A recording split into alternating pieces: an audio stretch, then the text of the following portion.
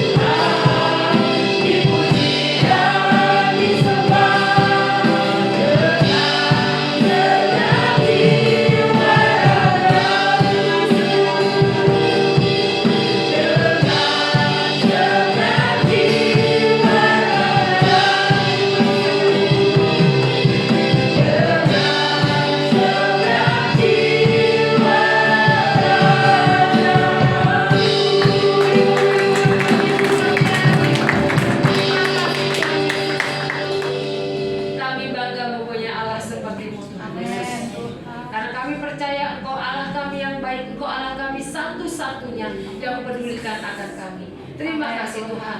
Pagi hari ini Tuhan, biarlah kami mau lebih lagi mengucap syukur, bersukacita bersama jemaat-Mu di tempat ini Tuhan.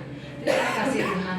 Terima kasih Bapa, Engkau Allah kami baik, Engkau sungguh baik, sangat baik, teramat baik. Terima kasih Tuhan Yesus. Haleluya, katakan sama-sama.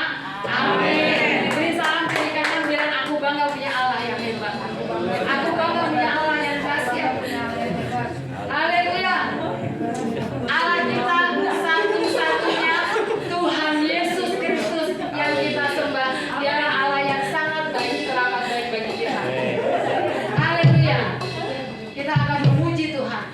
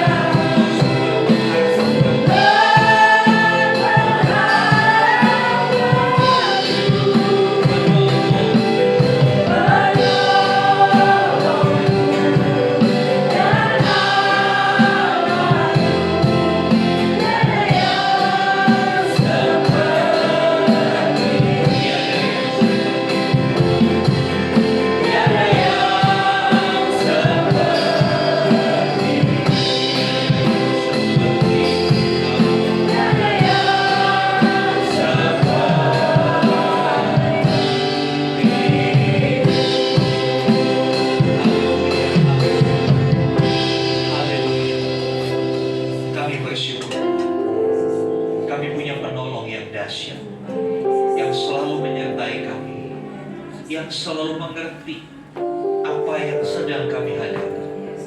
Terima kasih Tuhan Yesus. Satu-satunya yang kami percaya, satu-satunya yang kami andalkan. Bersyukur untuk pagi hari ini kami boleh berhimpun bersama-sama memuji memuliakan Tuhan. Kami percaya Tuhan hadir di tengah kami. Kami tahu kehadiran-Mu mengerjakan hal yang besar dalam hidup setiap kami. Ketika Kau hadir ada mujizat. Ketika Kau hadir ada kelepasan, ada kesembuhan, ada pemulihan. Dan biar itu kami buat alami pagi siang hari ini. Terima kasih Tuhan. Mari berbicaralah Tuhan, karena kami siap mendengar. Nyatakan isi hati-Mu supaya kami mengerti apa yang harus kami lakukan. Tunjukkanlah jalan-Mu supaya kami tahu jalan mana yang harus kami tempuh. Terima kasih Tuhan.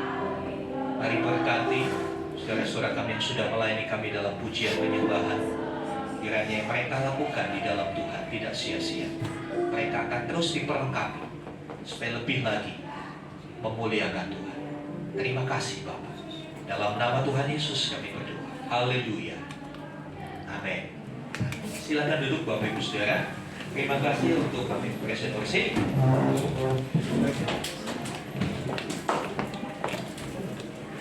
Iya, puji Tuhan, Bapak Ibu Saudara, hari ini kita mulai kembali ibadah masuk minggu yang pertama dalam bulan Mei.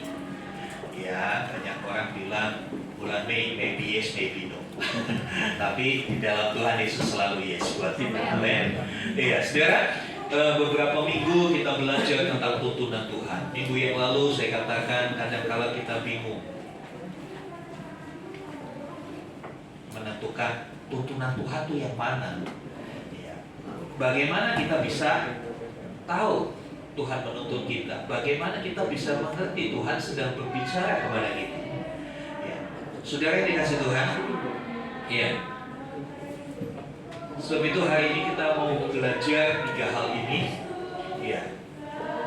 Kita bisa tahu tuntunan Tuhan itu ketika kita mengenal Tuhan. Kalau saudara kenal Tuhan, maka saudara tahu. Saudara kenal juga suaranya. Ya kan? Saya seringkali menelpon anak saya. Dan anak saya pasti tahu itu suara papanya. Kenapa? Ya kita mengenal. Kita punya hubungan yang dekat. Demikian juga sebagai anak-anaknya. Banyak anak-anak Tuhan yang bingung tuntunan Tuhan itu seperti apa, bagaimana. Bahkan ada yang lebih ekstrim, nunggu Tuhan berbicara katanya. Dia tunggu, dia diam, kok Tuhan gak ngomong-ngomong. Saudara yang dikasih Tuhan, sebagai seorang anak, pastinya kita tahu suara orang tua kita, suara ayah kita. Demikian seharusnya kita mengenal suara dari Bapa kita di surga. Untuk bisa mengenal suaranya, kita harus tahu, kenal dan intim dengan Tuhan. 3 kata ini menjadi satu jalan untuk kita bisa mendapat tuntunan Tuhan dengan jelas. Ya. Kita baca satu ayat di dalam Yohanes pasal 14 ayat 9. Ya, tulis di sini. Yohanes 14 ayat 9 dikatakan, kata Yesus kepadanya, telah sekian lama aku bersama-sama kamu Filipus, namun engkau tidak mengenal aku. Barang siapa telah melihat aku, ia telah melihat Bapa. Bagaimana engkau berkata, tunjukkanlah Bapa itu kepada kami. Ya, ayat ini merupakan bagian dari percakapan Tuhan Yesus dengan murid-muridnya beberapa saat sebelum dia disalib. Tuhan Yesus berbicara dalam Yohanes pasal 14 tentang rumah Bapa. Dia mengatakan bahwa di rumah Bapakku banyak tempat. Aku menyediakan tempat bagimu. Ya. Lalu seorang muridnya Filipus bertanya, tunjukkan Bapa itu kepada kami. Lalu inilah jawab Tuhan Yesus. Telah sekian lama kamu bersama-sama dengan aku, tapi kamu gak mengenal aku. Jadi saudara bicara soal pengenalan. Ya. itu tidak tergantung berapa lama kita jadi orang Kristen. Ya, seringkali saya suka katakan, saya udah jadi orang Kristen dari kandungan ibu saya. Kenapa? Waktu ibu saya hamil, ibu saya rajin ke gereja, berarti saya sudah mendengar firman Tuhan dari dalam kandungan. Tapi faktanya, begitu banyak orang yang mengaku Kristen telah berpuluh-puluh tahun mengikut Kristus, bahkan melayani, tapi tidak punya pengenalan yang benar tentang Tuhan. Contoh ayat ini menyatakan kenyataan itu. Siapa Filipus? Filipus itu salah seorang murid Tuhan Yesus yang dipilih langsung oleh Tuhan Yesus, menyertai Tuhan Yesus kemanapun Tuhan Yesus pergi melayani. Tetapi Tuhan Yesus berkata, kamu udah sama-sama dengan aku sekian lama, kamu gak kenal aku. Saudara yang dikasih Tuhan, ketika saya membaca ayat ini menjadi satu teguran buat saya pribadi. Saya melayani Tuhan sekian puluh tahun.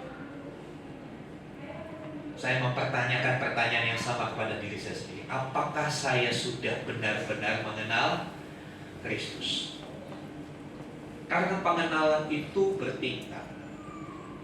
Ya, pengenalan itu bertingkat. Saya kasih contoh begini. Saudara kenal presiden terpilih? Kenal ya? Kenal nggak? Siapa yang kenal presiden terpilih? Siapa? Bapak Prabowo Subianto. Ya, saudara hanya kenal namanya. Tapi ketika saya tanya pertanyaan lebih lanjut, saudara yang mengaku kenal dengan Pak Prabowo, apakah saudara pernah bertemu beliau? Oh, pernah Pak, di YouTube. Pernah Pak, di TV. Pernah langsung bertatap muka? Belum. Ya, itu belum bisa dikatakan kenal. Itu baru sebatas kata yang pertama, tahu. Saudara tahu Pak Prabowo? Tahu. Dari mana saudara tahu? Dari informasi di media massa, ya kan? Tahunya saudara terhadap Pak Prabowo dengan tahunya tetangganya Pak Prabowo tentu berbeda, betul nggak? Tingkat pengetahuannya berbeda. Saudara hanya tahu, oh dia bekas jenderal begini. Tapi tetangganya lebih tahu. Ya kan? Saudara yang dikasih Tuhan, itulah sebabnya makanya pengenalan akan Tuhan itu bukan sesuatu yang bisa diraih secara instan. Setelah dibaptis langsung bisa kenal Tuhan. Itu adalah sebuah proses. Proses pengiringan kepada Tuhan itu membawa kita kepada satu pengenalan. Ya, next. Saudara yang dikasih Tuhan, tahu tentang Tuhan, mengetahui Tuhan dengan benar. Sebelum kenal harus tahu dulu, ya kan? Sebelum kenal, saudara harus tahu dulu. Tahu itu dari mana? Ya dari informasi yang didapat. Dari mana kita mendapat informasi tentang Tuhan? Ya. Harusnya kita mendapat informasi yang valid, yang akurat, yang kredibel tentang Tuhan. Bukan informasi sembarangan, ya kan? Supaya kita tahu benar tentang Tuhan, kita harus mendapat informasi itu dari sumber yang terpercaya. Ya. Pengetahuan manusia tentang Tuhan itu sangat terbatas. Kenapa? Ya karena keterbatasan yang dimiliki oleh manusia itu sendiri. Oleh sebab itu, Tuhan sendiri, Allah sendiri harus menyatakan dirinya. Pengetahuan tentang Tuhan itu untuk menjawab pertanyaan itu, saudara. Siapakah Tuhan itu? Kalau saya tanya sama saudara-saudara, siapakah Tuhan itu? Jawabnya bagaimana? Saudara, itu siapakah Tuhan itu menurut Anda? Juru selamat, Pak. Juru selamat. Juru selamat? Juru selamat aja? Iya. Oke. Edo tahu Tuhan juru selamat. Saya tanya, ya katanya kalau sudah berusia itu sudah cukup makan asam garam. Ya, Pak Didi, siapakah Tuhan itu? Juru selamat, penolong, dan Tuhan. Juru selamat, sebagai penolong dan Penolong Tuhan. Tuhan. Nah ini udah agak banyak nih tahu. Yang tadi di sini cuma juru selamat, di sini sebut 3, juru selamat, penolong, sama Tuhan. Tuhan. 3. Setiap kita punya tingkat pengenalan, tingkat pengetahuan yang berbeda-beda. Ya, tingkat pengetahuan yang berbeda-beda. Ya, saudara dikasih Tuhan. Ya, karena kadang-kala kita tahunya tentang Tuhan mungkin dari sumber-sumber yang kurang valid. Karena keterbatasan manusia inilah, maka Allah menyatakan diri kepada manusia. Ya, Allah menyatakan diri kepada manusia. Jadi sumber pengenalan yang benar itu pewahyuan dari diri Allah itu sendiri. Allah yang menyatakan diri. Ya kan? Kalau saudara kenalan dengan orang baru, ketemu orang baru kenal.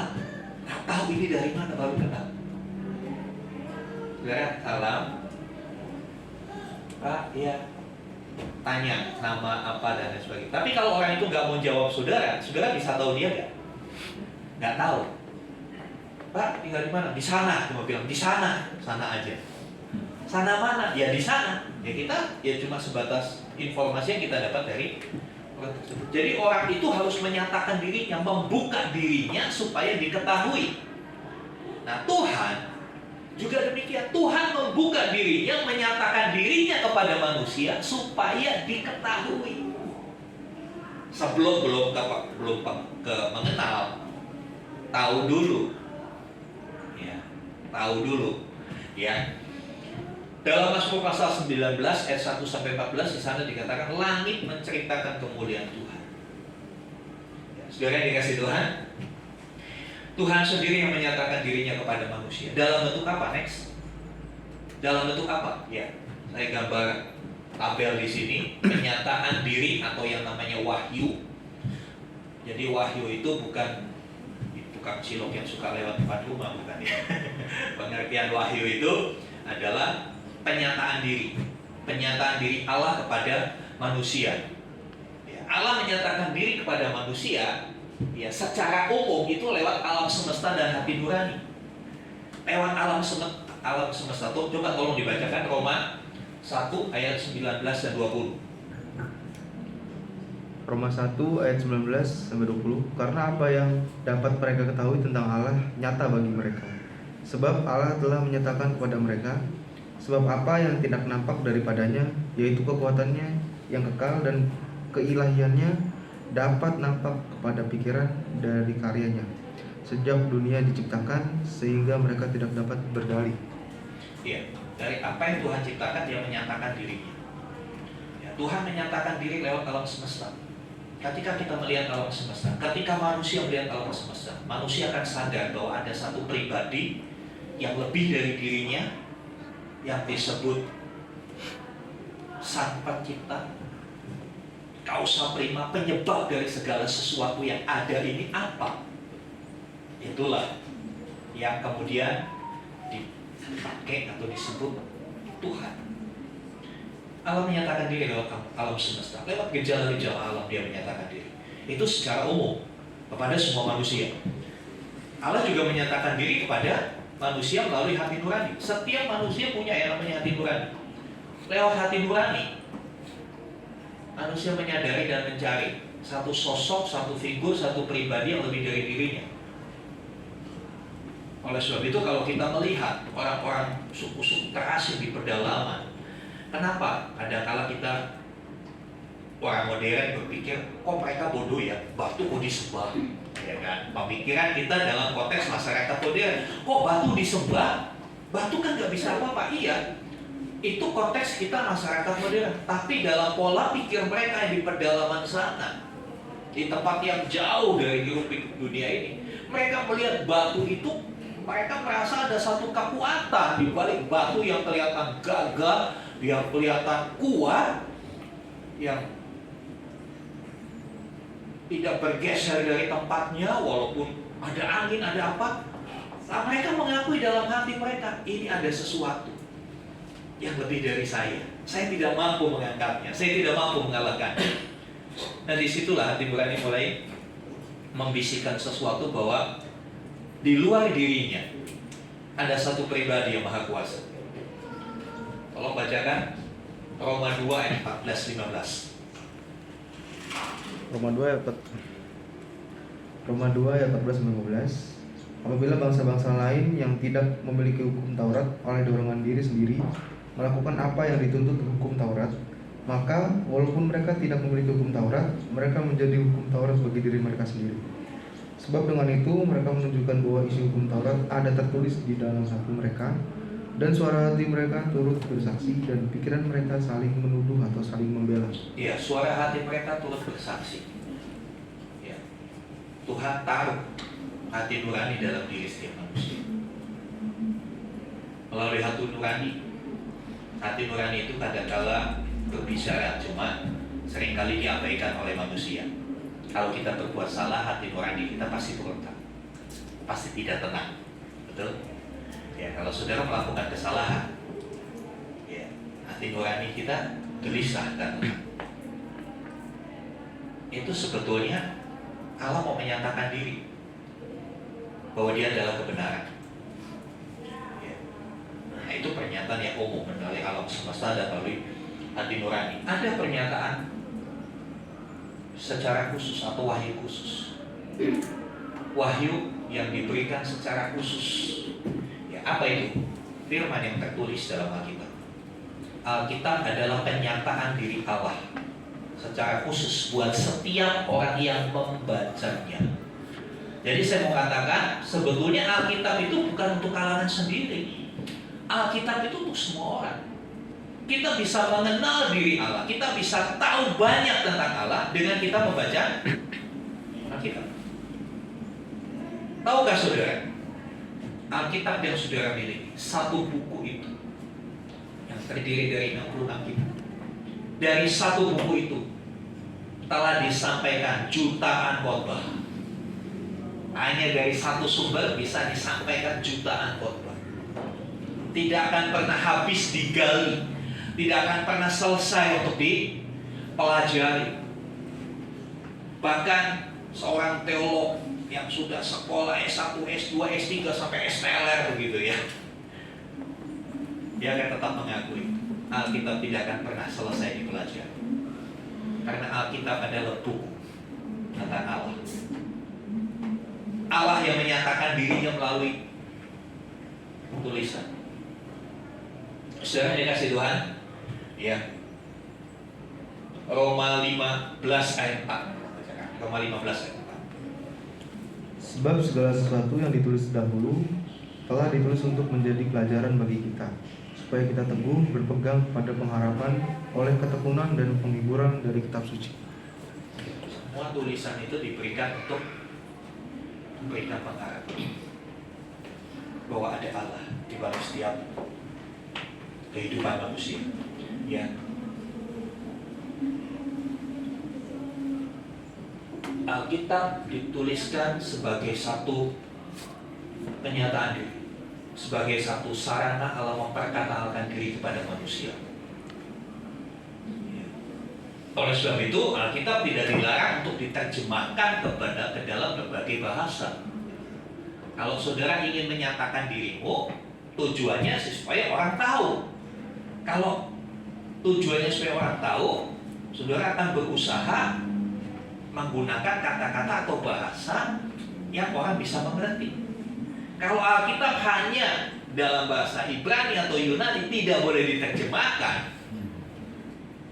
Yang pakai bahasa Indonesia aja malas dibaca, apalagi pakai bahasa Yunani yang kita nggak ngerti. Pakai bahasa Indonesia aja nggak semua orang Kristen baca. Benar apa betul sih? Betul.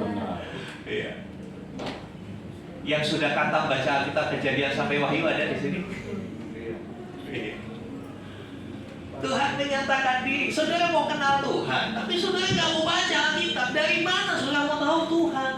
Dari sinetron? Enggak. Alkitab itu sumber yang paling akurat, sumber yang paling valid, sumber yang paling kredibel, sumber yang paling dapat dipercaya untuk kita tahu tentang Allah. Bukan hanya sekedar tahu. Ya. Di luar ini coba baca dalam Yakobus, ada satu ayat yang mungkin saudara akan terkejut. Yakobus 2 ayat 19. Yakobus 2 ayat 19. Yang saya bacakan, engkau percaya bahwa hanya ada satu Allah saja. Itu baik. Ya, kita percaya satu Allah, ya kan? Tapi perhatikan ayat itu selanjutnya. Tetapi apa? Setan-setan juga percaya akan hal itu dan mereka gemetar. Jadi saudara, setan aja, iblis tahu ada Allah. Mereka percaya ada Allah. Dan mereka gemetar. Mereka takut. Tapi kita orang percaya tahu ada Allah, tapi nggak takut. Parah kan? Saudara yang dikasih Tuhan, Alkitab adalah buku yang luar biasa. Pernah saya sampaikan, tidak ada satu buku di dunia ini yang mendapat perlawanan begitu hebat sehebat Alkitab. Di belahan dunia yang lain, Alkitab diburu untuk dimusnahkan dari masa ke masa. Tapi sampai hari ini survei membuktikan bahwa Alkitab adalah buku yang paling banyak dicetak. Cetakan demi cetakan tiap tahun dibuat, diperbaharui. Tahun 2023 lalu, Lembaga Alkitab Indonesia menerbitkan terjemahan baru edisi 2. Tujuannya apa? Untuk membuat kita lebih mengerti, lebih tahu tentang Allah. Saudara yang dikasih Tuhan. Jadi kalau kita mau tahu tentang Allah, simple. Baca Alkitab. Baca Alkitab. Saudara yang dikasih Tuhan. Selanjutnya, Allah juga menyatakan secara khusus, bukan hanya melalui Alkitab, tapi yang lebih fenomenal, yang lebih spektakuler, Dia menyatakan diri dalam rupa manusia, Yesus Kristus. Dia adalah Allah yang menjadi manusia. Manusia Yesus Kristus tercatat di dalam sejarah. Ya, kadang-kadang kalau saya berdebat dengan orang yang beragama lain, saya pakai Alkitab nggak nyambung. Dia akan bilang, ya itu kan Alkitab Bapak. Kitab saya nggak bilang begitu, nggak nyambung. Saya harus mencari sesuatu yang bisa ketemu titik tengahnya apa. Fakta sejarah. Ketika kita sajikan fakta sejarah tidak terbantahkan bahwa Yesus Kristus adalah sosok manusia yang pernah ada di dunia. Cuma memang waktu itu belum ada dinas catatan sipil, jadi belum ada catatannya. Tapi fakta sejarah mengatakan tidak terbantahkan bahwa Yesus Kristus adalah manusia yang pernah ada di dunia, hidup di awal-awal tahun Masehi di Timur Tengah, di Israel. Beda dengan Superman. Superman hanya ada di dalam film. Faktanya nggak ada. Nah, saudara pergi ke Amerika tanya, Superman pernah ada nggak? Nggak ada, adanya di bioskop Superman. Tapi pribadi Yesus Kristus adalah manusia yang pernah ada. Yesus disalib benar apa enggak? Lihat fakta sejarah. Kalau kita bicara kepada agama lain, mereka bilang, oh bukan Yesus yang disalib itu muridnya yang mirip. Jadi salah tangkap karena malam-malam kan untuk ditangkap. Iya sih benar, nggak salah. Tuhan Yesus ditangkap malam-malam. Jadi salah orang yang disalib, salah orang. Yesusnya masih sembunyi. Tapi fakta sejarah mengatakan yang disalib Yesus. Dalam pemerintahan Pontius Pilatus. Pontius Pilatus itu tokoh sejarah yang pernah ada. Ada catatan sejarahnya bahwa dalam pemerintahan dia ada huru-hara di tanah Yudea karena seseorang yang bernama Yesus Kristus akhirnya dijatuhi hukuman mati. Saudara yang dikasih Tuhan, Alkitab memang bukan buku sejarah, tapi sejarah membuktikan kebenaran kisah-kisah dalam Alkitab. Dia menyatakan diri bukan hanya dalam wujud tertulis, tapi Allah yang Maha Kuasa itu menyatakan diri dalam pribadi Tuhan Yesus Kristus. Luar biasa. Next. Ya. Saya tulis di sini, tahu aja nggak cukup. Ya. Untuk sebuah hubungan, hanya sekedar tahu itu nggak cukup. Tahu tentang Allah itu nggak cukup. Ya. Banyak orang yang lebih tahu dari kita tentang Allah, lebih bisa menjelaskan tentang Allah. Ya. Tapi tidak punya pengenalan yang sungguh tentang Allah, hanya sebatas tahu. Ya. Apalagi hari-hari ini, saudara bisa googling, saudara bisa menggunakan fasilitas ChatGPT, menggunakan fasilitas artificial intelligence untuk mengetahui seseorang. Ya, saudara bisa ketik aja di ChatGPT, Joko Widodo, wah muncul banyak. Joko Widodo yang mana? Bukan hanya presiden, ada tukang bakso namanya Joko Widodo, ada juga. Ya, banyak yang sama. Saya naik Grab ke sini tadi, saya kaget. Drivernya namanya Rudi Hartono. Setahu saya Rudi Hartono itu juara All England, pemain bulu tangkis. Tapi saya tanya, ya dia bukan Rudi Hartono yang dimaksud.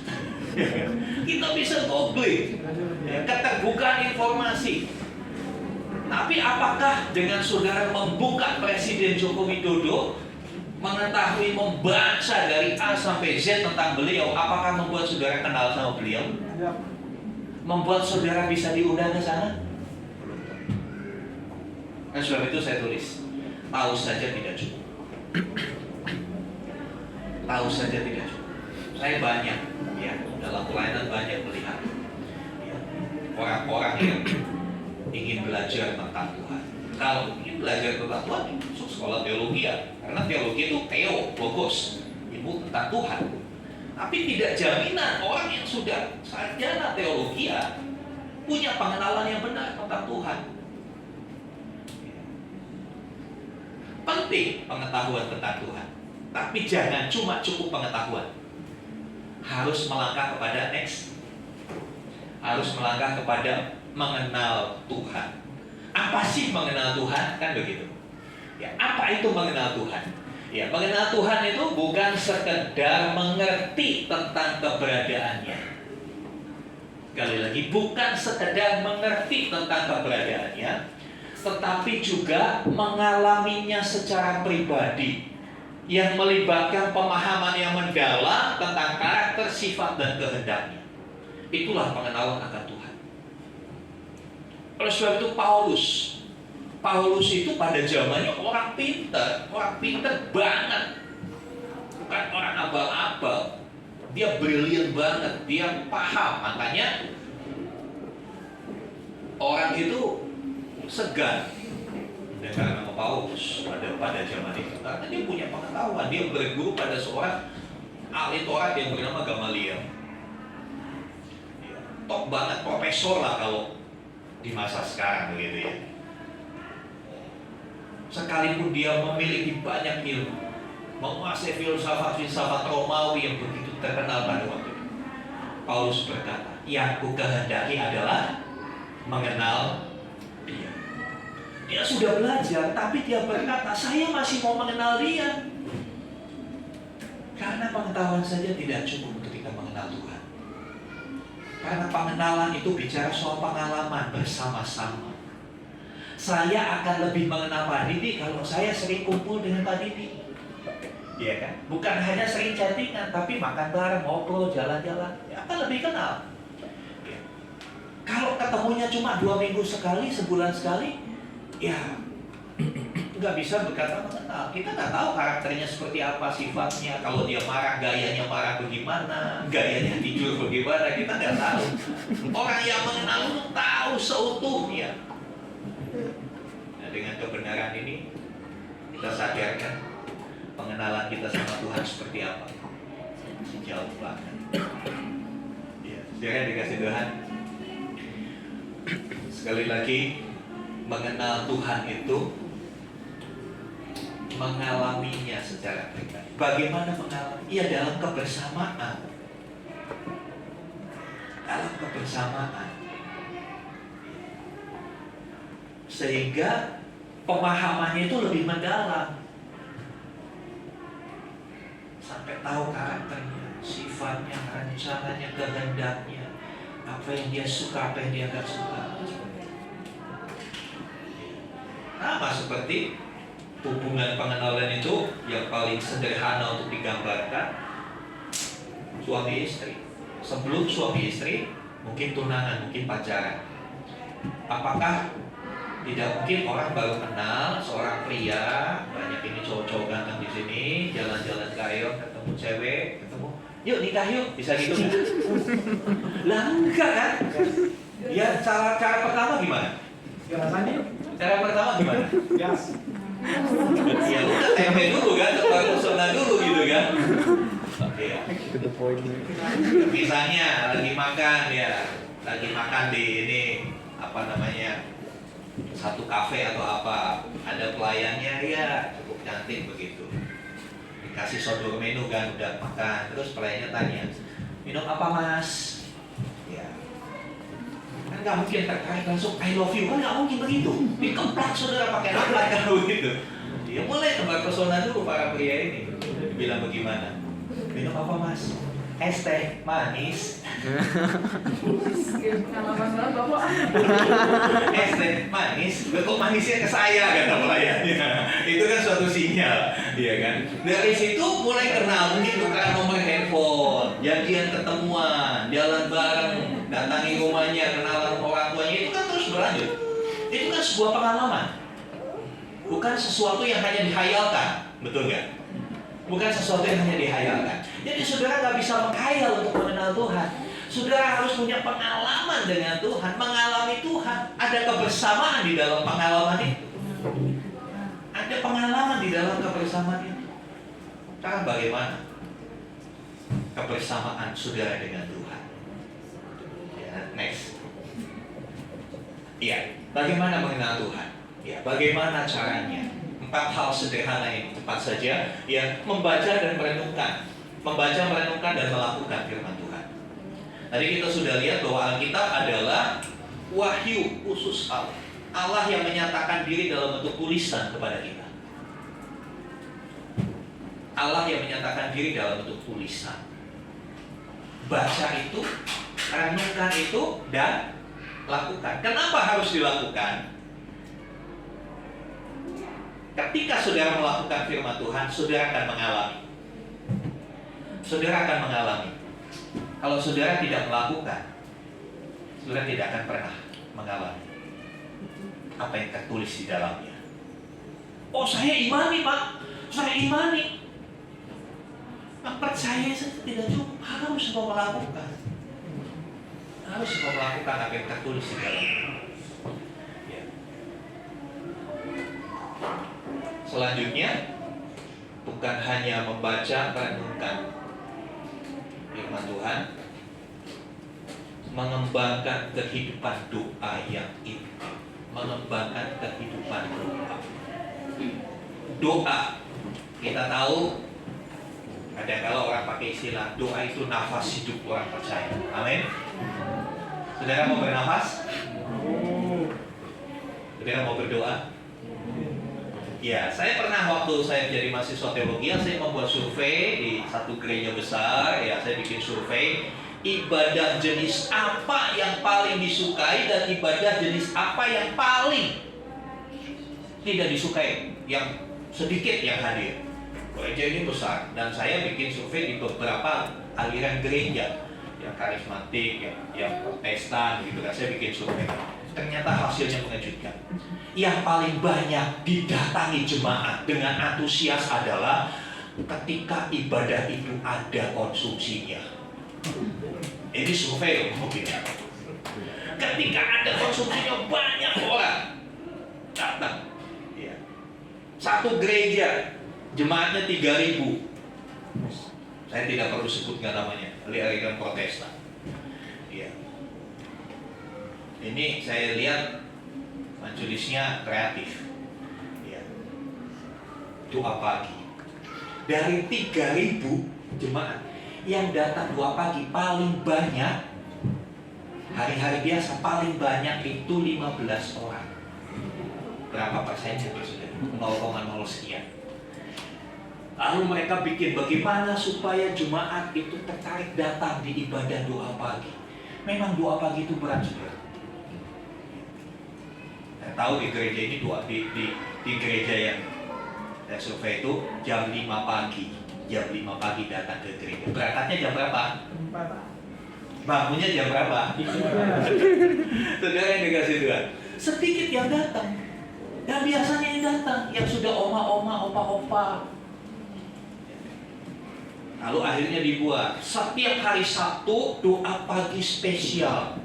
Kenapa spesial? Kenapa spesial? Iya. Setelah doa pagi ada soto ayam. Setelah doa pagi ada nasi jamblang. Wah, langsung dari yang 15, boom, 50, 55. Saudara yang dikasih Tuhan, di gereja lain di kota Semarang, jemaatnya 5.000 yang hadir di ibadah doa. Paling cuma 40-50. Tapi yang hadir di ibadah di KKR, apalagi yang ada konsumsinya, wah, melonjak. Bahkan jemaatnya 5.000 yang hadir bisa 6.000. Entah dari mana yang 1.000. Survei membuktikan doa itu paling dihindari banyak anak Tuhan. Ini kan yang lucu. Sebetulnya ngerti gak sih doa itu penting? Ngerti. Tapi kenapa tidak dilakukan? Kan seperti itu. Kapan orang Kristen berdoa sungguh-sungguh? Ketika ada masalah. Betul gak sih? Ketika ada masalah doanya, wah sungguh-sungguh, saya puasa, saya semalaman, ya kan? Kenapa sih harus ada masalah? Makanya gak heran hidupmu penuh masalah. Karena saudara datang sama Tuhan kok ada masalah tuh. Jadi ketika Tuhan rindu sama saudara, Tuhan kasih masalah. Sebab itu seorang hamba Tuhan berkata begini, masalah adalah pesan cintanya Tuhan bagi kita. Pesan cintanya Tuhan, Dia kangen sama kita, makanya dikasih masalah. Karena Tuhan tahu kalau dikasih masalah pasti datang Tuhan. Pasti doanya benar-benar, saya bersuara, tolong. Tapi kalau lagi tidak ada masalah diberkati, ya entar. Saudara, ini realita ya. Padahal untuk mengenal Tuhan, saudara harus banyak duduk diam di bawah kaki itu adalah doa. Doa yang intim. Doa yang intim itu bicara doa pribadi dengan Tuhan, bukan hanya doa bersama. Bukan hanya di gereja. Bagaimana di rumah, apakah kau berdoa? Iya Pak, doa. Saya sehari 5 kali doa. Gak kalah sama yang sholat Pak. Sholat 5 waktu, saya juga doa 5 kali. Hebat ya. Apa aja, kapan aja. Iya, pagi bangun tidur saya doa. Mau sarapan doa, mau makan siang doa, mau makan malam doa, mau tidur doa, kan 5 kali. Saya suka bilang begini, itu bukan doa, itu laporan. Doa kok gak laporan? Iya, kalau doa makan gimana? Tuhan Yesus terima kasih, saya mau makan dalam nama Yesus, amin. Itu kan laporan. Laporan kalau kamu mau makan. Doa itu bukan seperti itu. Doa adalah bentuk komunikasi. Ya, sederhananya, saya suka katakan, doa itu curhat sama Tuhan. Jadi, saya sering kali katakan, kalau saudara punya masalah, tolong deh, jangan curhat di medsos. Itu tidak membawa hal yang positif bagi hidupmu. Ketika kau curhat di medsos, yang saudara terima adalah kadang-kala dibully, kadang-kala ketemu orang yang kepo. Kenapa sih? Kan begitu. Coba saudara pasang. Ya, nanti saya akan tes. Saya akan pasang satu status.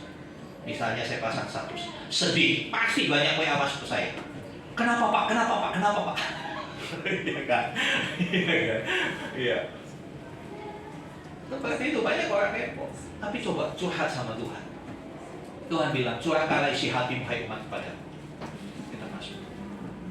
Pernahkah kita mencurahkan semua isi hati kita kepada Tuhan?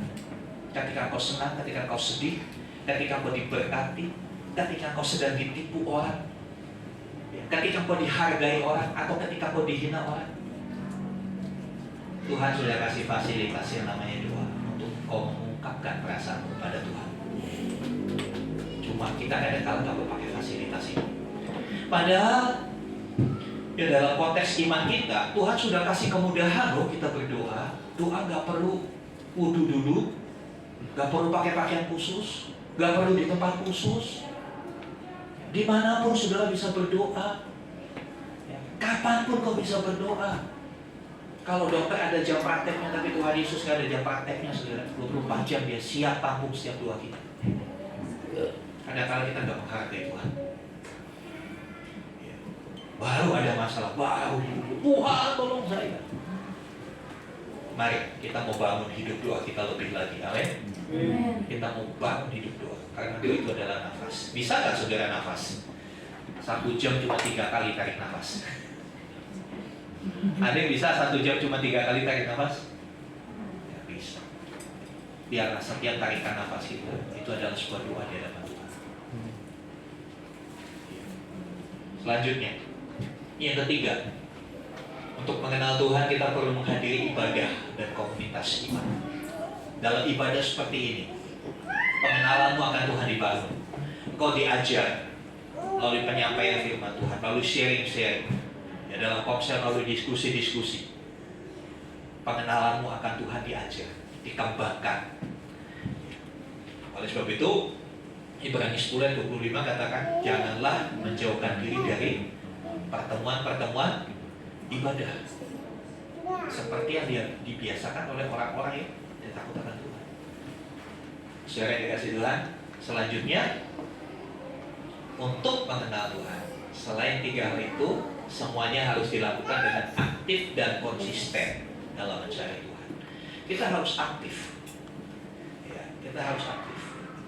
Beberapa tahun yang lalu, seorang hamba Tuhan dari Amerika, Toby Kane, tulis buku yang namanya Pemburu Tuhan. Jadi kita diibaratkan seorang pemburu. Kalau pemburu itu dia tidak akan pernah pulang ke rumah sebelum dia mendapatkan hasil. Ya, ya berburu, pemburu ya, namanya pemburu, gak mungkin pemburunya di supermarket ya, pemburu diskon kalau di supermarket. Pemburu ke hutan, ganasnya hutan dia kerja, tantangan apapun dia kerja untuk mendapatkan apa yang dia butuh. Dalam pemburu Tuhan, menurunkan bagaimana kita umat Tuhan harus punya mentalitas seperti pemburu. Mencari Tuhan itu seperti pemburu. Ada halangan apapun, tetap lakukan. Aduh Pak, saya gak bisa berdoa, saya kan kerja. Bagaimana saya bekerja? Sambil berdoa bisa. Sementara kau bekerja di tengah pekerjaanmu, kamu berkomunikasi dengan Tuhan. Ingat kebaikan Tuhan itu sebuah doa. Kamu mengucap syukur. Doa gak harus, saudara harus begini. Kadang-kadang saya dalam bepergian, dalam perjalanan, saya berdoa di perjalanan. Ya. Dulu waktu saya banyak melayani di Jakarta, jenuh kan dengan kemacetan Jakarta. Ya, Bapak Ibu yang biasa mengaspal pasti jenuh dengan kemacetan Jakarta. Ketika saya motor, jenuh dengan kemacetan, ya udah, saya nyanyi aja nyembah Tuhan. Haleluya, sampai saya kadang-kadang merasakan hadirat Tuhan, saya menyembah Tuhan begitu lupa di lampu merah. Sampai orang nengok saya bingung. Bodoh amat. Nanti kita benar-benar bangun hubungan itu dengan Tuhan, dengan aktif. Gak perlu disuruh-suruh, gak perlu diingatkan seperti gembala. Aktif, karena kita tahu kita merindukan Tuhan. Dan konsisten. Ya, saya sudah bantu fasilitasi Bapak Ibu untuk membangun pengenalan akan Tuhan, membangun hubungan dengan Tuhan. Tiap pagi saya berikan renungan, ya, share satu lagu pujian, ya, saya invoice doa. Saya nggak tahu apakah fasilitas yang saya berikan itu membantu saudara atau saudara tidak gunakan. Semua terserah Anda. Ya. Mari gunakan setiap resources, sumber-sumber yang ada, fasilitas yang ada, ya, alat-alat bantu untuk kita bisa punya pengenalan yang lebih dengan Tuhan. Next. Ya, mengenal juga ada tingkatannya. Ya, mengenal ada tingkatannya. Ya, mendingan sekedar tahu. Sekedar tahu, oh iya ada Tuhan, dia tahu, iblis juga tahu. Ya. Terus lebih tahu. Oh, Ya, tanggal 9 nanti ada hari apa? Kalender kita merah. Tanggal 9 nanti hari Kamis apa saudara? Hari kenaikan Tuhan Yesus. Ya. Setelah kenaikan ada peristiwa apa lagi yang diperingati gereja 10 hari setelah kenaikan? Ada yang tahu? Halo? 10 hari setelah kenaikan? Nah, berarti saudara harus melangkah dalam pengetahuan tentang Tuhan harus lebih lagi. 10 hari setelah kenaikan, hari apa? Pencurahan Roh Kudus, Pentakosta. Ya, Pentakosta selalu jatuh di hari Minggu. Ya. Saudara yang dikasih Tuhan lebih tahu baik. Iya, lebih tahu baik. Tapi ada yang di atasnya itu lagi. Lanjut, kenal Tuhan. Kenal, ya. Jadi teman. Setelah kenalan tadi di mall, ya kan? Setelah kenalan, tukar nomor handphone, jadi berteman. Awalnya berteman di dunia maya dulu, ya kan? Chattingan, kirim foto, video call dan kenal. Setelah kenal, jadi teman dekat. Ya bahasa anak muda sekarang teman spesial, bestie, ya kan? Setelah itu melangkah lebih lanjut sahabat. Kepada sahabat, saudara bisa cerita semua masalah, betul kan? Tapi kepada teman yang sekedar teman, nggak semua masalah saudara ceritain. Nggak semua masalah. Ya sama teman ya paling ceritanya ya kekalahan Indonesia kemarin di U23, hanya sebatas itu mungkin, ya kan? Ya mungkin pada teman ya cerita tentang ya ada mall baru begini. Tapi kepada sahabat yang saudara ceritakan lebih mendalam, betul kan? Lebih pribadi. Aduh, obat saya lagi sakit. Aduh sakit banget. Jalan aja sakit. Kenapa? Iya sakit. Terus ya, saudara bisik-bisik, iya ini pangkat saya bisulan. Saudara berani ngaku sama sahabat karena saudara punya satu hubungan spesial dengan dia. Gak mungkin dengan sembarang orang saudara ceritakan hal itu. Ya. Level pengenalan itu seperti itu. Dengan Tuhan juga seperti itu. Mari kita meningkatkan level pengenalan kita sama Tuhan sampai kepada satu kata, intim. Intim itu kalau dilukiskan dengan kata-kata begini, hanya aku dan kau Tuhan. Hanya aku dan kau. Seperti romantika pemuda yang berpacaran, dunia milik kita berdua. Iya kan? Ya. Intim dengan Tuhan itu ya, hanya aku dan Tuhan. Saudara tahu, Tuhan merindukan keintiman. Ya. Yohanes 14 ayat 3, Tuhan menghendaki kita intim dengan Dia. Yohanes 14 ayat 3, boleh bacakan.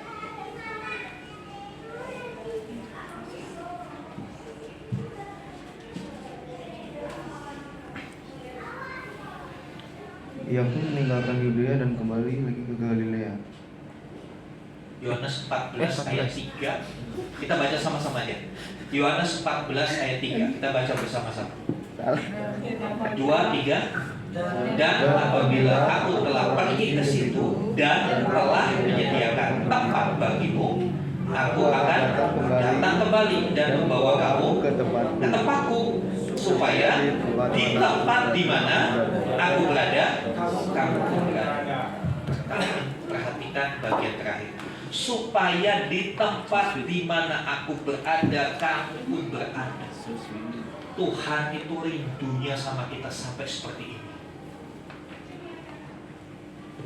Tuhan rindu kita intim dengan Dia, supaya di mana Dia berada, kita juga ada. So sweet kan Tuhan kita, saudara. Tapi kadang-kadang kita akan membalas cinta yang begitu besar sama kita. Kita lebih suka berkata, sebentar Tuhan saya masih sibuk. Sebentar Tuhan saya masih ada urusan. Sebentar Tuhan saya punya janji sama klub ini.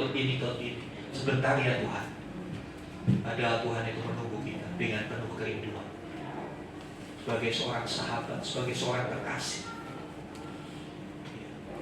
Bahkan Dia katakan sebelum dia naik ke surga, aku pergi ke situ menyediakan tempat.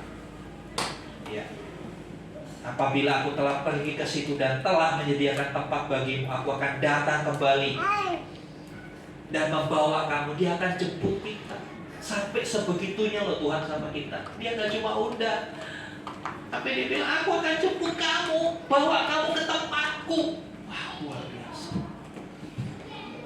Keintiman adalah sesuatu yang Tuhan rindukan. Apakah kita mau membalasnya? Apakah kita mau meresponnya? Next.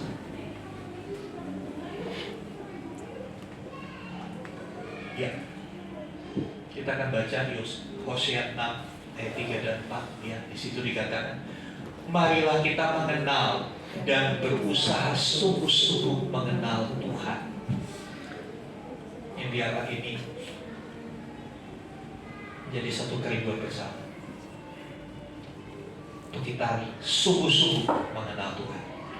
Kata sungguh-sungguh itu menunjukkan satu yang disertai perjuangan, gak hanya sepintas lalu. Ya, karena mengenal Tuhan bukan sesuatu yang instan. Untuk intim dengan Tuhan bukan sesuatu yang instan, tapi perlu proses. Proses dari hari ke hari. Bagaimana kita konsisten dalam doa kita, bagaimana kita konsisten dalam membaca merenungkan firman Tuhan, bagaimana kita konsisten dalam ibadah kita. Ya, dan ia pasti muncul seperti fajar. Ya, ketika umatnya rindu mengenal Tuhan, Tuhan tidak menyembunyikan diri. Amin. Dia akan menyatakan dirinya. Dia tidak susah ditemui. Pejabat lebih susah ditemui. Kalau saudara mau ketemu bupati harus bikin janji, gak sembarangan, betul ya? Ketemu Tuhan, saudara gak perlu bikin janji. Kapan tuh kau bisa panggil namanya? Satu hak istimewa buat kita. Privilege khusus buat kita, saudara. Gak perlu bikin janji. Dia akan muncul seperti fajar. Dia akan menyatakan dirinya terang benderang kepada kita. Kalau kita punya sedikit kerinduan, Tuhan, aku mau sungguh-sungguh mengenal, dia akan menyatakan dirinya begitu terang benderang. Terus saudara dikasih Tuhan, dia akan datang kepada kita seperti hujan pada akhir musim yang mengairi bumi. Pengenalan akan Tuhan memberikan kesegaran buat kita. Mungkin kita sudah lebih lesu dengan berbagai badai, berbagai kesulitan yang kita hadapi. Ketika kau datang, menyediakan waktu untuk mengenal Tuhan lebih lagi, ada kesegaran yang dialirkan buat kita. Amin. Saudara yang dikasih Tuhan, ayat yang ke-6-nya dia berkata, sebab aku menyukai kasih setia dan bukan korban sembelihan, dan menyukai pengenalan akan Allah lebih daripada korban bakaran. Bukan berarti persembahan tidak penting, tapi ini berbicara sesuatu yang superlatif, sesuatu yang lebih. Tuhan lebih merindukan umatnya yang rindu mengenal Dia. Dan biarlah ini menjadi satu tujuan dalam kita hidup, untuk mengenal Tuhan lebih dan lebih lagi. Next. Saya kasih gambar yang terakhir. Rindukan saudara kepada Tuhan. Rindukan kedekatan seperti gambar ini. Pelukan yang bukan pura-pura. Kadangkala orang memeluk kita dengan maksud-maksud lain. Ya, seperti ada istilah, ya dia baik karena ada udang di balik kepeyek, bukan balik batu. Ya. Tapi Tuhan benar-benar merindukan kita untuk menyatakan kasih-Nya kepada kita. Kemana saja kita selama ini, kesibukan apa yang kita lakukan selama ini, sehingga sedikit waktu saja kita tidak bisa sediakan bagi Tuhan yang menunggu kita dari hari ke hari. Dia rindu memeluk kita seperti gambar ini. Ketika saya mempersiapkan ini, dalam benak saya muncul gambar ini, lalu saya cari, saya tampilkan. Biarlah ini membangkitkan kerinduan kita untuk lebih mengenal Tuhan. Amin. Mari sama-sama kita bangkit berdiri. Bersih bisa kembali ke posisinya. Sudah kita sama-sama berdiri, kita menghadap Tuhan, saudara. Sebentar kita masuk perjamuan kudus. Dia sudah mengorbankan segala-galanya bagi saudara dan saya. Dia cuma rindu ingin dekat dengan kita. Dia mau intim dengan kita. Haleluya.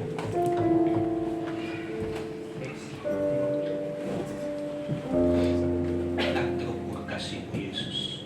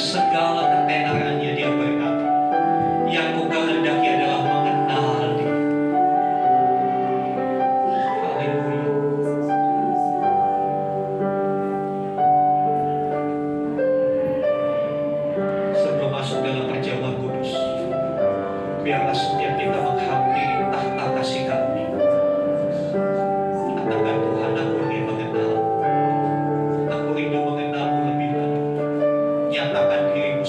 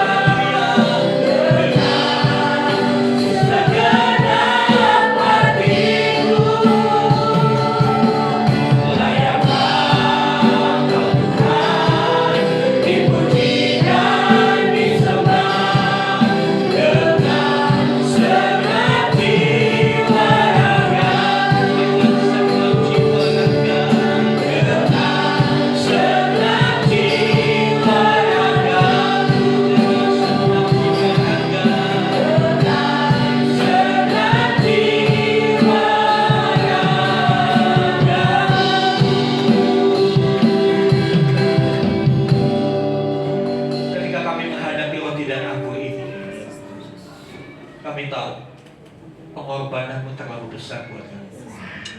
Kau mati di atas kayu salib supaya kami bisa dekat denganmu, untuk menyelesaikan dosa, untuk menyelesaikan pelanggaran yang adalah pemisah Engkau dari kami. Kau menghapuskan pemisah itu supaya kau bisa dekat dengan kami, supaya kau bisa bersama dengan kami. Sebab itu biarlah tidak aku ini disucikan, dikuduskan, boleh menjadi lambang tubuh dan darah. Karya agungmu boleh kami ingat-ingat terus. Bagaimana kau dihancurkan, tubuhmu dilukai begitu, sampai tetes darah terakhir kau berikan supaya bisa dekat dengan kami, supaya bisa dekat, supaya bisa intim dengan kami. Terima kasih buat karya-Mu Tuhan. Kami akan terima tubuh dan darah Tuhan.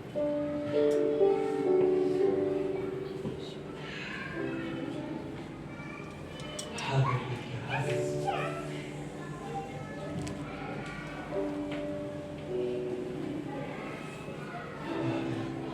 Haleluya. Mari dengan pujian tadi tanda terima kasih.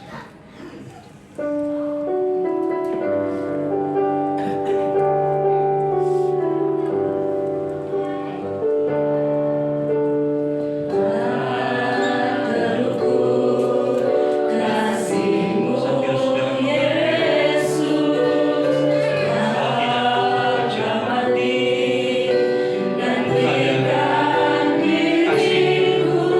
begitu besar.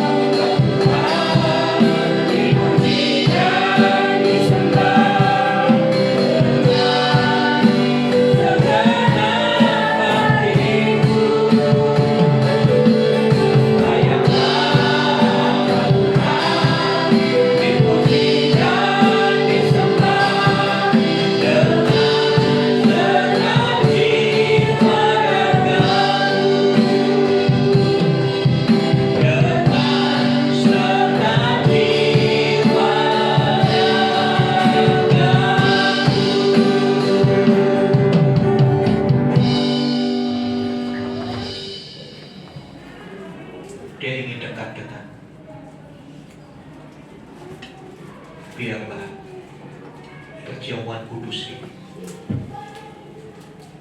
menyadarkan kita dan kasih-Nya yang begitu besar, kerinduannya untuk selalu dekat dengan kita.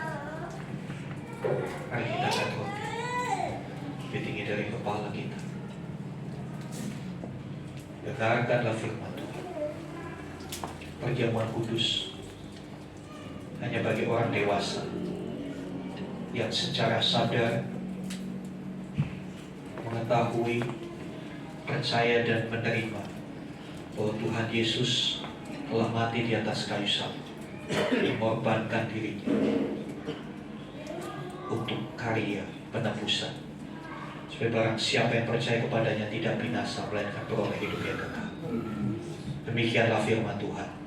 Sebab apa yang telah aku teruskan kepadamu telah aku terima dari Tuhan, yaitu bahwa Tuhan Yesus pada malam waktu ia diserahkan mengambil roti, dan sesudah itu ia mengucap syukur atasnya.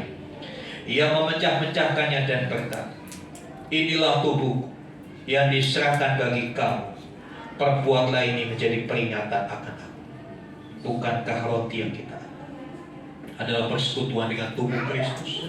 Amin. Kita makan bersama di dalam nama Tuhan Yesus. Haleluya.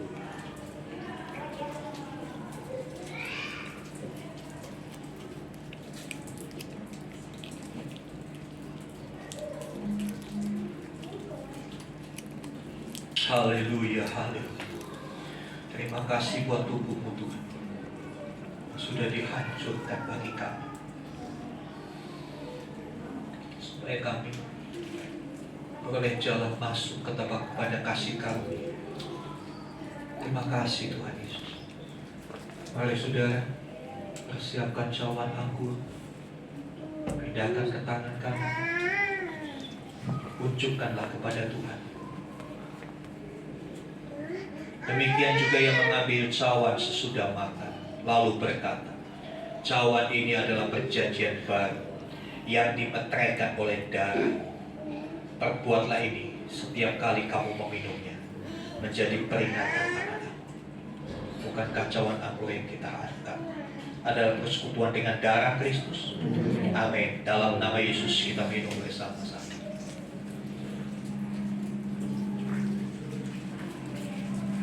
Angkat tanganmu, sembah Dia, saudara. Muliakanlah Dia. Haleluya. Layaklah Kau Tuhan, dipuji dan disembah dengan segenap hatiku.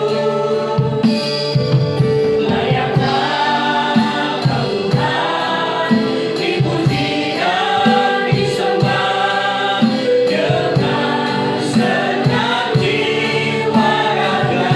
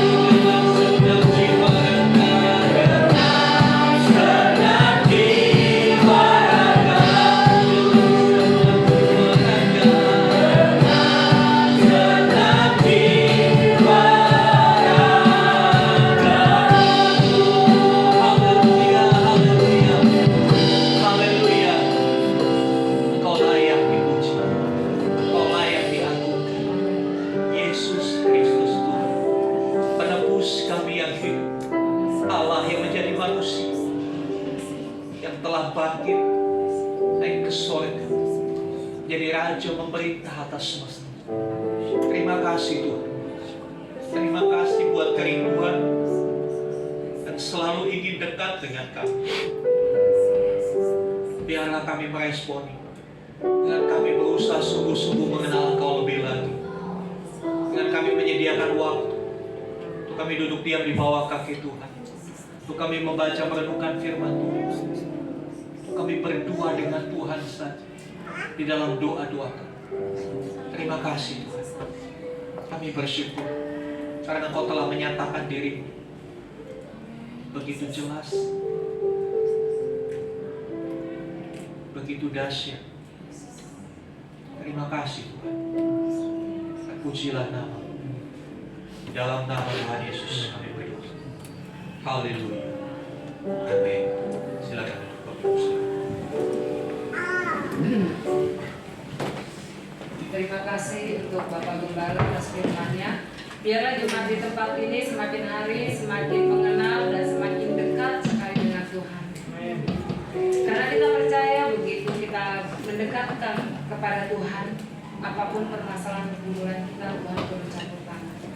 Mari Bapak Ibu yang terkasih, kita akan memberikan yang terbaik bagi Tuhan. Saya mohon untuk Ibu Ari. Ibu Ari.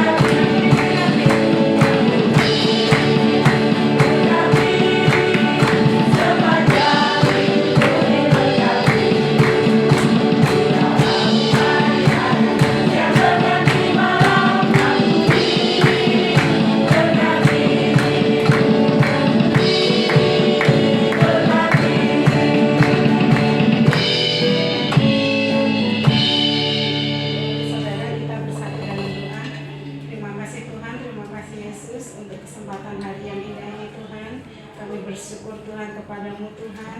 Engkau berikan kami kesehatan, kekuatan sehingga kami boleh berada di tempat ini Tuhan. Terima kasih Tuhan untuk kebenaran firman-Mu pagi ini Tuhan. Bila senantiasa kami boleh menjalankan firman-Mu dalam kehidupan kami sehari-hari. Tuhan, bila kami telah mengembalikan sebagian daripada berkat yang Kau berikan Tuhan, mari Tuhan biar Kau pakai Tuhan setiap persembahan kami Tuhan untuk persembahan yang hidup, yang kudus dan berkenan di hadapan-Mu Tuhan. Kau pakai Tuhan persembahan ini Tuhan untuk pekerjaan-Mu Tuhan di tempat ini. Terima kasih Bapa, terima kasih Yesus. Kau berkati Tuhan tangan-tangan yang sudah terulur. Kau berkati rumah tangganya, pekerjaannya, sekolahnya, dan semuanya Tuhan dalam segala hal Kau berkati. Terima kasih Bapa, di dalam nama Tuhan kami Yesus Kristus kami berdoa. Haleluya, amin. Terima kasih Ibu Ari. Baik. Tuhan kami puji. Kami telah mengenal kasih-Mu Bapa yang selalu Engkau curahkan. Jangan hanya di tempat ini kami Bapa sebagai anak-Mu untuk memuji dan memuliakan nama-Mu. Tetapi Bapa, di mana nafas kami hembuskan itu kami dapat memuji dan memuliakan nama-Mu Bapa. Terima kasih Bapa untuk setiap penyertaan-Mu, setiap jemaat GBT ini. Biarlah Bapa jemaat GBT ini selalu setia dalam melayani-Mu, yang selalu merindukan kasih-Mu Bapa. Berkati juga Bapa anak-anak kami yang dalam studi sekolahannya, apapun nanti Bapa kedepannya ujiannya mereka Bapa yang mereka hadapi, biarlah itu Bapa mereka andalkan di dalam nama Tuhan Yesus. Terima kasih juga Bapa untuk dananya sudah Engkau cukupkan untuk memperpanjang kontrak gereja kami ini Bapa. Karena begitu percayanya kami Bapa, Engkau cukupkan segalanya Bapa di tempat ibadah kami ini Bapa. Tetapi juga kami Bapa merindukan Bapa untuk tempat gereja kami permana Bapa. Biarlah Bapa ini semua doa kami ini Bapa kami sampaikan kepadamu Bapa. Kami akan sanggup Bapa melewati hari-hari ini Bapa yang selalu bergandengan tangan denganmu Bapa. Begitu juga saudara kami Bapa yang tidak dapat hadir pada saat ini Bapa. Kami tahu Bapa mereka mempunyai halangan. Walaupun mereka ada halangan yang baik, Engkaulah yang ikut campur tangan Tuhan. Walaupun mereka berhalangan bermalasan Bapa, kami yakin dan percaya Engkau akan menggandeng mereka ke tempat ibadah ini.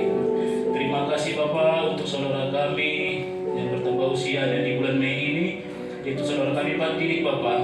Apapun pergumulannya Bapa, apapun kerinduannya Bapa, biarlah Engkau campur tangan, Engkau berkati Bapa. Biarlah Bapa hamba-Mu yang sudah Engkau pakai untuk memberitakan firman-Mu Bapa. Kami sudah mendengar Bapa atas kebaikan-Mu, atas anugerah dan kasih-Mu Bapa.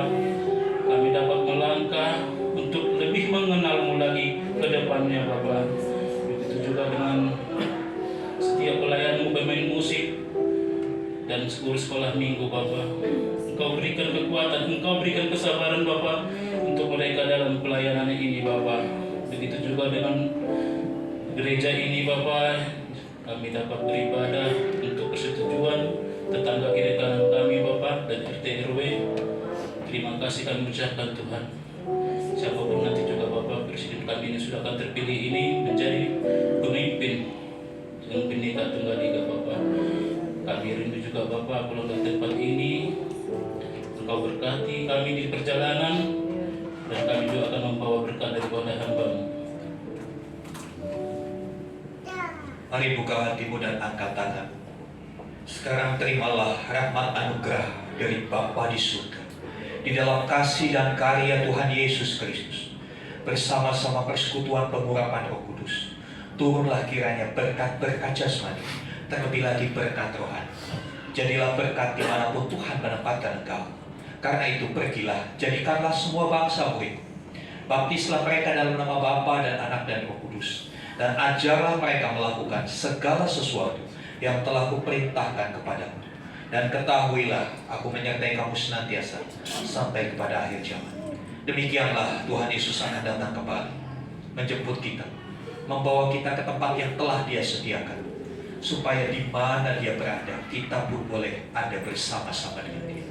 Dengan penuh iman dan ucapan syukur, kami terima semua berkat Tuhan di dalam nama Tuhan Yesus Kristus. Haleluya, haleluya, amin. Bila